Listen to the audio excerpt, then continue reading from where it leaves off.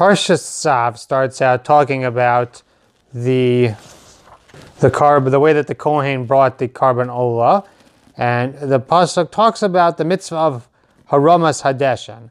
That it says in Perek Vav pasuk Gimel that the Kohen would get dressed in his mechnas bad, and the Kohen would do v'hirimis Hadeshen asher tochal ha'esh es ha'olah al mizbeach.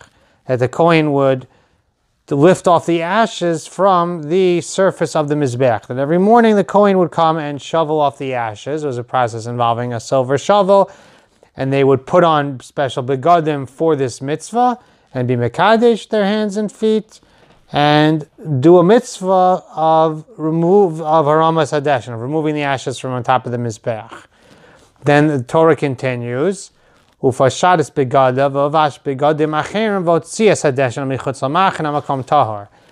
a different idea of them clearing out the ashes from that pile. I mean, in other words, there was one mitzvah of Hotzaas Hadeshen of clearing the ash off the mizbeach every morning.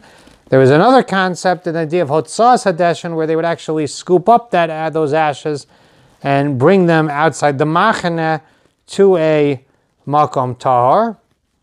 It sounds like that the Hotzaas Hadeshen is not a mitzvah, but rather what's called a hechsher mitzvah. It was enabling them to have a clean place to put the ashes, but it wasn't something that they did every day, and it wasn't something which had a shame of a mitzvah. This is how the Mishnah Melech understands Rashi and Tosfos' shita about the Hotzaas Hadeshen, as opposed to the Rambam holds that the Hotzaas Hadeshen also was done every day. But the Mishnah Melech says even the Rambam agrees that the Hotzaas Hadeshen is not a mitzvah the way that the Haram is, but it was something which had to be done by a Kohen, and to the extent that it couldn't be done by a Kohen who was a Baal Mum. A Kohen who was a Baal Mum would not be able to be the one to do the Hotzaas Hadeshen either. It had a certain level of chashivas to it. So the Torah tells us this idea in this pasuk about the Hotzaas Hadeshen. It says, "Upashar es begadav, v'lavash begadim achem." That he takes off these clothes and he puts on other clothes. So the Gemara in Shabbos tells us, where do we see a concept of shinoi begadim in a Torah, of changing of the clothing? As it says in the pasuk, "Upashar es begadav, v'lavash begadim achem." Said Tana Dever Yishmael, the Torah is teaching derech eretz, the clothing that you cook a pot for your master, you should not be serving the cup for your master in.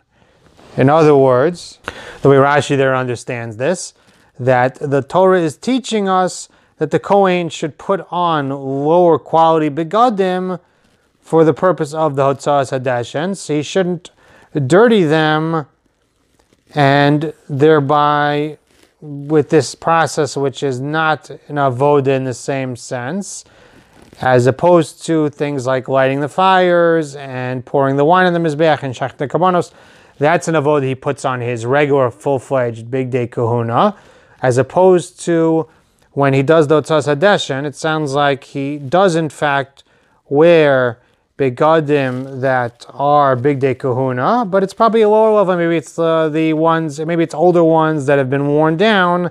He doesn't wear the same chashuv ones that he wears for the other parts of the voda, because it's not derech eretz. This is the pot that you cook for your mat. This is the clothing you put on for the cooking.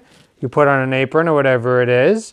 You don't wear that clothing when you serve the master. So the avoda is a cleaner begadim. We don't want to dirty it when we do the Hotzaas Hadeshen.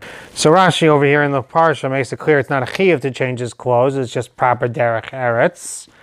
The Ramban is confused why Rashi would say it's not a chiyuv. He suggests that, of course, it is a mitzvah miderech hamusar, that it's in fact appropriate, meaning I guess in that sense it's a chiyuv for him to switch the begadim. But there's definitely this concept of derech eretz, of switching the begadim. We find it in the Gemara in Shabbos and Kuf Yud Tes as well, that it says Rav Anan would put on a special black smock for the purpose of cooking for Shabbos, as they say, because the clothing that you wear to cook the pot for your master, you don't pour the cup for your master. So it's interesting to me, this idea, because the Kohanim, they did things like shechting karbanos and burning the fire, burning things on the mizbeach. I'm sure they got the big day kahuna very, very dirty. So why is it special? This process specifically of taking out the ashes, that this is the one that don't wear this clothing with that you're going to be using to serve HaKadosh Baruch Hu with the avodah of the karbanos with. Why is this the only one that's considered dirtying it to have to change the clothing?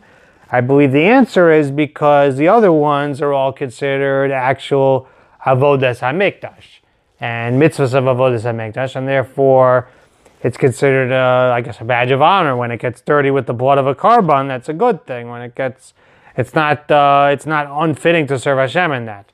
But since the carrying out of the ashes is something which is not an avodah in the same sense, therefore that's a certain dirtiness that doesn't have the same respect. You should change the clothing. I don't think it has to do with whether or not there's going to be ash on the clothing as much as where did the ash come from. I believe it's the idea that when something is being done for a mitzvah, that's what frames it as precious and beautiful. I think that's the concept going on here, and I think it's an important concept in our lives to realize that when we do things for mitzvahs, then they're beautiful, and they're more beautiful than other things that are not being done for mitzvahs. And this concept of the way that we do an action transforms it is an important concept that we find in general, that a person can do different actions, and they say that if a person does them l'shem mitzvah, then it transforms the action. The Shulchan Aruch talks about the idea that it's an important concept in our Yiddishkeit. A person could go to sleep at night and he could do it just to go to sleep, or he could do it l'shem, that it's going to give him strength to serve Hashem and transform it into a mitzvah. A person can eat food because he enjoys eating food, or he can do it with the intent of allowing him to serve Hashem better and transform it into a mitzvah. And that transforms the action. It's not just that now it's a mitzvah, it's transformed it from a davar shel chol into a davar shel kiddush. So other ideas here too. There's this idea of cleanliness, that he serves his master with cleaner clothing than the one that he cooks the pot in.